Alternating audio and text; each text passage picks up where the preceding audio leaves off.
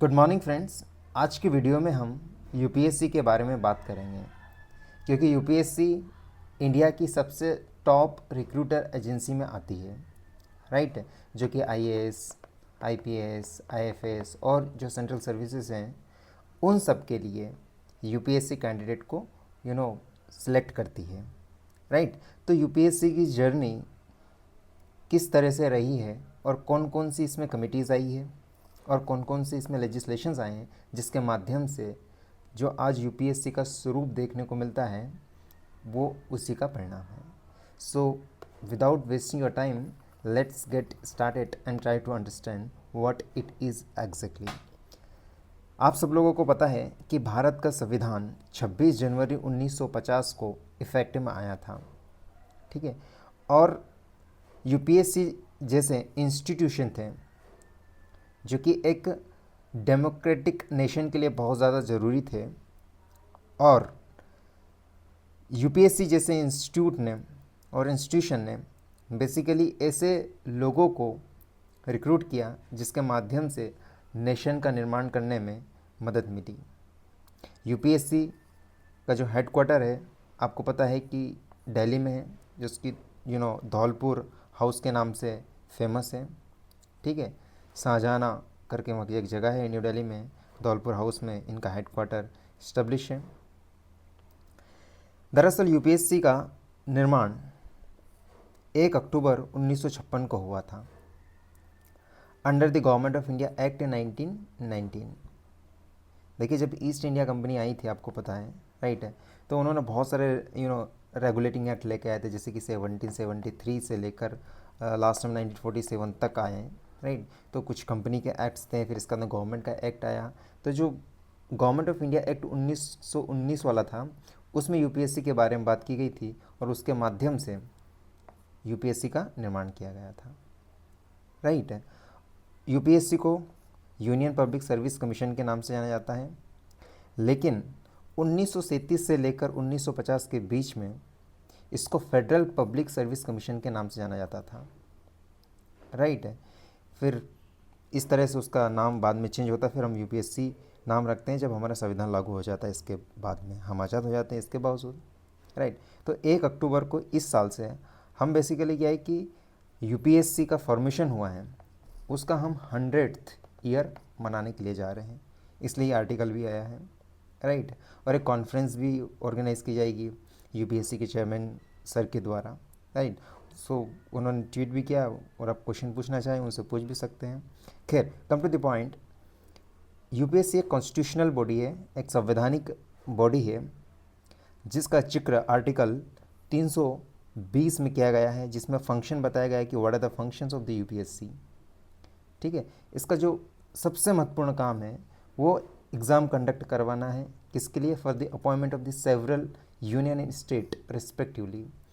Union की बहुत सारी पोस्ट होती है, सीडीएस से लेकर ईपीएफओ की और यूपीएससी की और इंजीनियरिंग सर्विसेज की, इन सारी एग्ज़ाम्स वगैरह इनको कंडक्ट करवा के वहाँ से कैंडिडेट को सेलेक्ट करते हैं। यूपीएससी दरअसल मोस्टली देखा जाता है तो वो 2 तरह की एग्ज़ाम कंडक्ट करती है, एक तो प्रीलिम्स और मेंस, और एक और फेज़ होता है जिसको इंटरव्यू बोलते हैं और पर्सनालिटी टेस्ट बोलते हैं। कुछ एग्ज़ाम में पीटी भी, जिसको पर्सनालिटी टेस्ट भी बोलते हैं, उसको भी कंडक्ट यूपीएससी करवाती है। यूपीएससी की 2022-23 की रिपोर्ट के अनुसार यूपीएससी ने कम से कम 15 एग्ज़ाम्स कंडक्ट किए थे, ठीक है, जैसे कि 11 सिविल सर्विसेज के लिए थे और उसमें से 4 और 11 सिविल सर्विस के लिए और 4 थे वो डिफेंस सर्विसेज के लिए थे। तो इस तरह की यूपीएससी एग्ज़ाम कंडक्ट कराती रहती है। यूपीएससी का जो रूट है वो ईस्ट इंडियन कंपनी आती है वहीं से शुरुआत होती है इसकी। ट्रेडिशनली अगर देखा जाए तो कंपनी का उद्देश्य क्या था? एक ट्रेडिंग कंसर्न था, मतलब उनको व्यापार करना था। जब 1600 का दौर चल रहा था उस समय ईस्ट इंडिया कंपनी क्या चाह रही थी? उनको ट्रेडिंग करना है, व्यापार करना है, ठीक है। व्यापारिक के तौर पे वो आकर यहाँ पे इंडिया को रूल करते हैं, वो खैर अलग मुद्दा है, लेकिन इनिशियली तो उनका यही मोटो था कि हमें ट्रेड करना है, ठीक है। सो अगर हम देखते हैं कि इसके जो एम्प्लॉयज़ थे जिसकी मतलब बोलते हैं कि राइटर है या जूनियर सीनियर और मर्चेंट्स वगैरह, ये सारे के सारे दरअसल क्या थे, एक मर्केंटाइल सर्वेंट्स थे। मतलब मर्केंटाइल सर्वेंट्स मतलब दे वर मोर और less concern with the you know trading activities. उनको ट्रेडिंग एक्टिविटी में ही ध्यान रखना होता था, इसके अलावा दूसरी चीज़ों से कोई ज़्यादा लेना देना नहीं होता था। ठीक है, तो उन मतलब अकॉर्डिंगली उनको अपॉइंट किया जाता था, उनको जो भी सैलरीज वगैरह थी वो दी जाती थी। लेकिन second half of the 18th century की बात करते हैं, मतलब 1750 के आसपास बात करते हैं, और स्पेशली कंपनीज की विक्ट्री हुई थी बैटल ऑफ प्लासी ऑफ 1757 और बैटल ऑफ बक्सर 1764। इसको हिंदुस्तान के इतिहास में बहुत ही टर्निंग पॉइंट माना जाता है, क्योंकि इसके बाद कहा जाता है कि एक्चुअल में जो कंपनी थी उसको बहुत ज़्यादा पावर मिल गई थी और कॉलोनियलिज्म की ओर एक तरह से अग्रसर हो गया था कि इंडिया को अब कॉलोनी बढ़िया तरीके से बनाया जा सकता है ईस्ट इंडिया कंपनी के लिए, और to be specific I would say English East Indian company के द्वारा। ये बात आपको समझ में आती है। इसके बाद ये होता है, 2 बैटल के बाद में उनको एक नया रोल मिलता है। पहले तो उनको ट्रेडिंग करने का पर्पस था, ये रोल था, लेकिन बाद में एक और रोल मिला कि भाई हमको क्या करना, रूल करना है इंडिया को, इंडिया के ऊपर राज करना है अब, राइट है।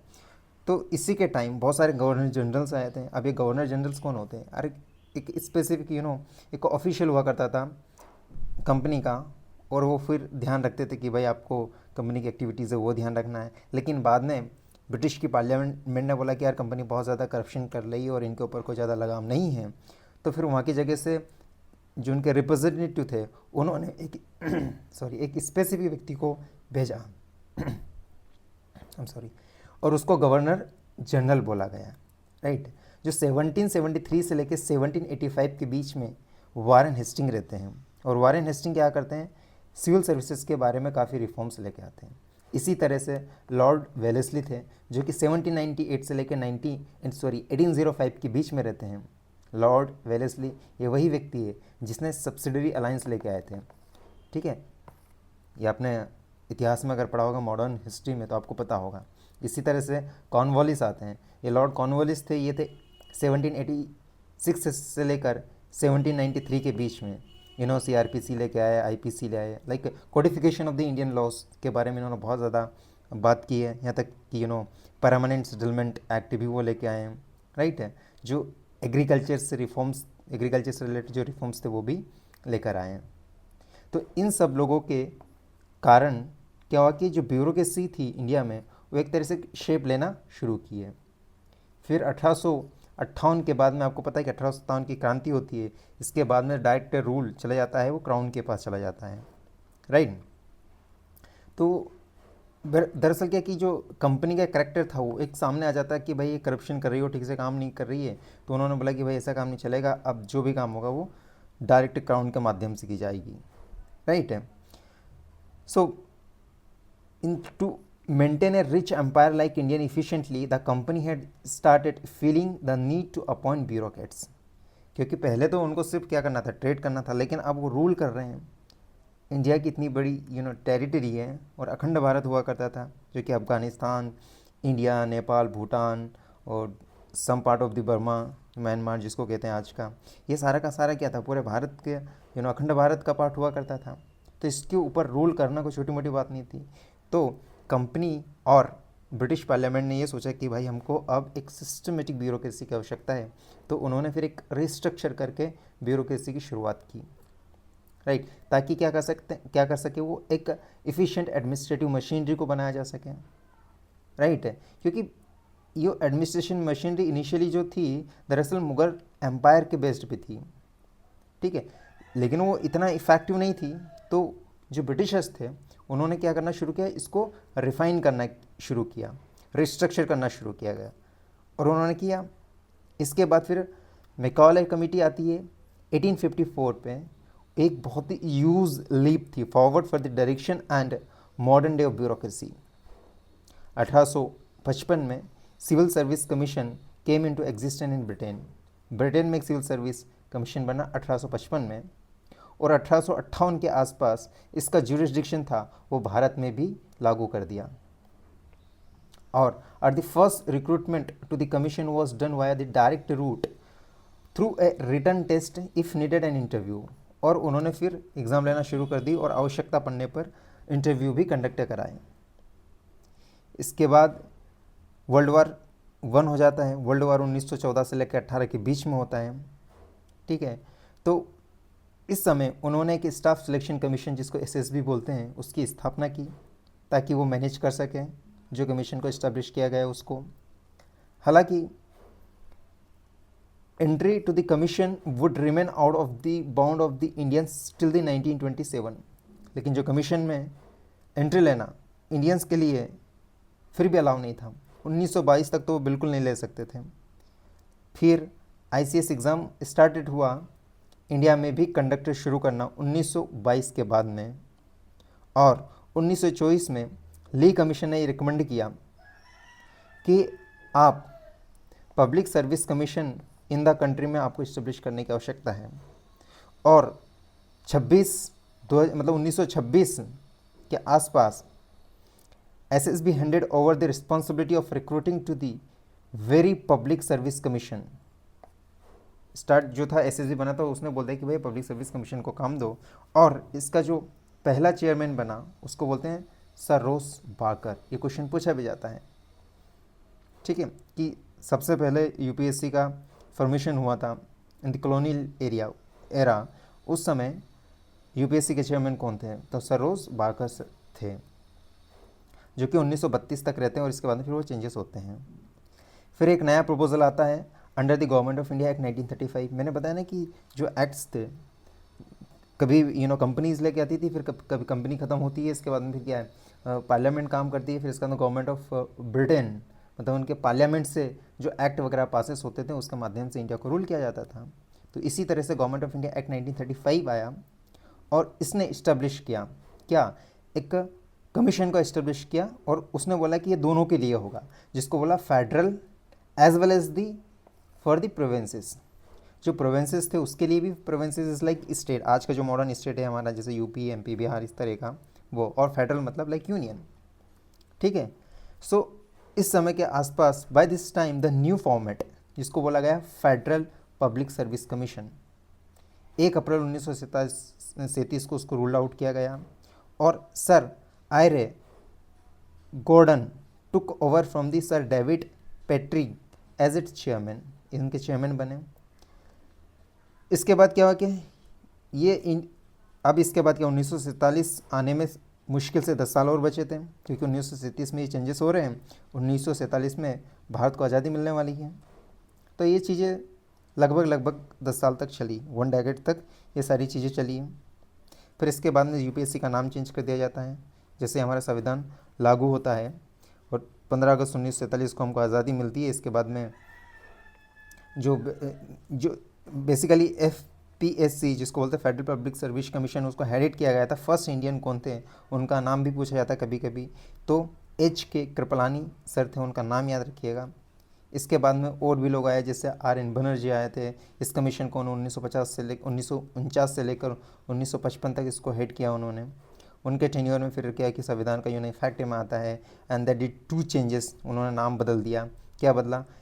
जो फेडरल पब्लिक सर्विस कमीशन था उसको अब यूपीएससी बोल दिया उसको, ठीक है। और जो आईसीएस था जिसको इंडियन सर्विस कमीशन हुआ करता था उसको रिनेम कर दिया कि अब इसको इंडियन एडमिनिस्ट्रेटिव सर्विस जिसको आईएएस बोलते हैं, ठीक है। UPSC the most prestigious examination in the civil service examination जिसको सीएससी बोला जाता है, और लगभग इसमें 10 लाख कैंडिडेट के आसपास अप्लाई करते हैं। सिविल सर्विस एप्टीट्यूड टेस्ट जिसको सीसेट बोलते हैं, दूसरा पेपर ये होता है। एक होता है एक जनरल पेपर का जो आपको पता ही है, जिसमें हिस्ट्री, ज्योग्राफी, पॉलिटी, साइंस और सारे सब्जेक्ट्स जो कि जीएस के आते हैं वो पूछे जाते हैं, ठीक है। यह ऑल इंडिया लेवल की सर्विसेज उसके लिए रिक्रूट करती है जिसको आईएएस बोलते हैं, या फिर इंडियन पुलिस सर्विस है कि ऑल इंडिया सर्विस हैं, ठीक है। इसके अलावा इंडियन फॉरेन सर्विस भी होती है, फॉरेस्ट सर्विस भी होती है एंड सेवरल अदर सर्विसेज होती है जिसको सेंट्रल सर्विसेज कहा जाता है।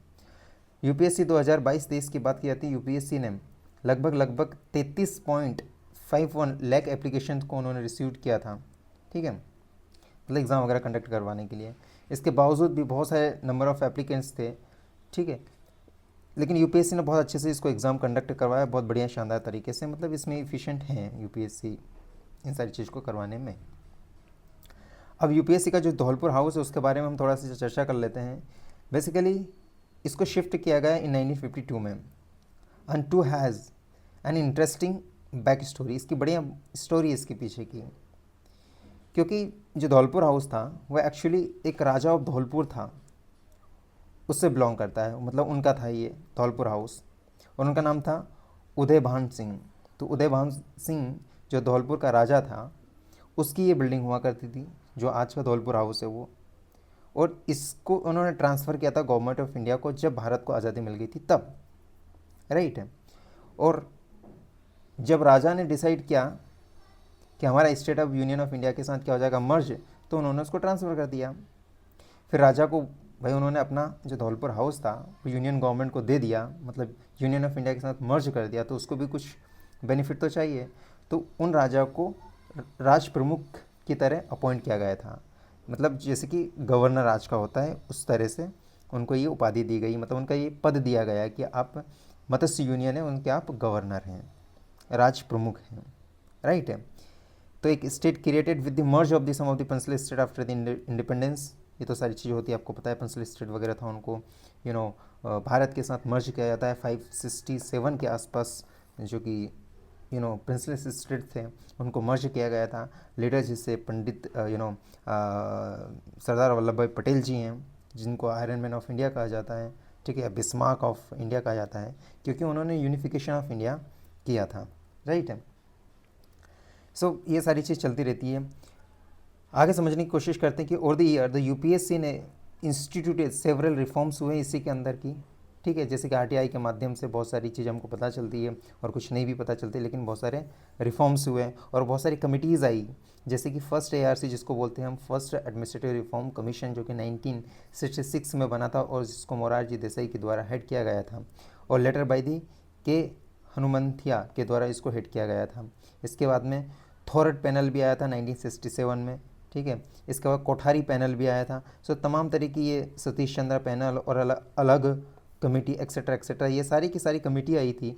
तो इन सभी एक्चुअली कमेटी ने मोर और लेस आई वुड से कि यूपीएससी में रिफॉर्म करने के लिए रिकमेंडेशन दी थी, और बेस्ड ऑन दीज रिकमेंडेशन जो आज का हमको यूपीएससी का स्ट्रक्चर दिखता है, फंक्शन दिखता है, कंपोजिशन दिखता है, because of these committees recommendation, right है।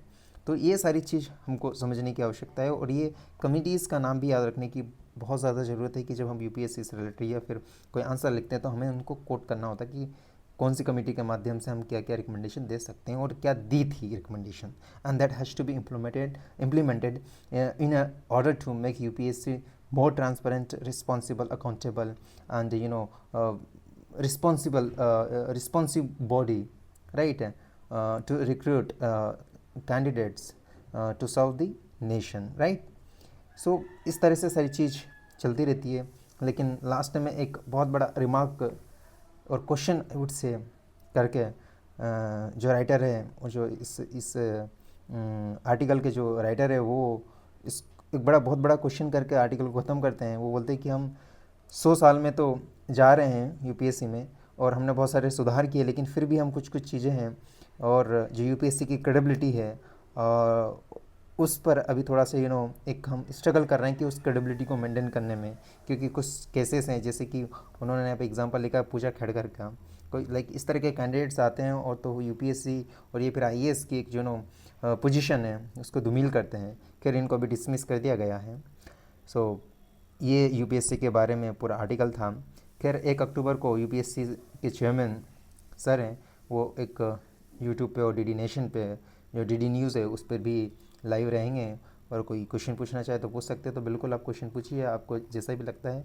मेरे हिसाब से 2 क्वेश्चन है। एक तो पहला कि यूपीएससी जो एग्ज़ाम करवाती है specially civil service examination, right, उसका पहला तो यही कि आप ओएमआर शीट होती है उसको आपको यूपीएससी के जो भी कैंडिडेट्स हैं उनका जो पोर्टल बना रखा है ओटीआर के माध्यम से उस पर शो होना चाहिए। दूसरी बात ये कि जैसे रिजल्ट आता है उसके बाद उनको मार्क्स से भी शो होना चाहिए कि कितना मार्क्स आया कितना नहीं आया। दूसरा कट ऑफ उनको उसी समय पता चल जाना चाहिए कि भाई रिजल्ट आ गया, कि लेट्स से कि 1 महीने के अंदर रिजल्ट आएगा, तो एटलीस्ट इसके बाद तो पता चल जाना चाहिए उस इंसान को या उस कैंडिडेट को कि भाई मेरी गलती कहाँ पर है। अगर उसको पता नहीं चलेगी तो वो 1 साल बाद जब फाइनल रिजल्ट आएगा 1.5 ईयर्स के बाद, तब उसको पता चलेगा कि यार मेरी ये गलती और ये मार्क्स थे और ये कट ऑफ थे। तब तक तो पूरा टाइम ही निकल जाता है। तो हमें टाइम का ध्यान रखना बहुत ज़रूरी है। दूसरी बात ये कि यूपीएससी कभी भी आपको मेंस के आंसर शीट कभी शो नहीं करती, किसी भी कैंडिडेट को शो नहीं करती है। और यूपीएससी में किस आधार पे मार्क्स दिए जाते हैं, ये एक एक मिस्टीरियस बात है, एक रहस्यमय बात है। इसको जानना नेक्स्ट टू इम्पॉसिबल है।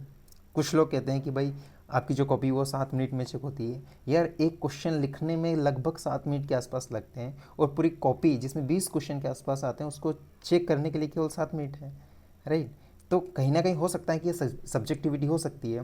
नो डाउट आपकी यूपीएससी की कॉपी बहुत अच्छे प्रोफेसर्स होते हैं, जीयू के होते हैं, जेएनयू के होते हैं, बहुत ही वेल नोन प्रोफेसर्स होते हैं एंड क्रेडिबल पर्सनस होते हैं।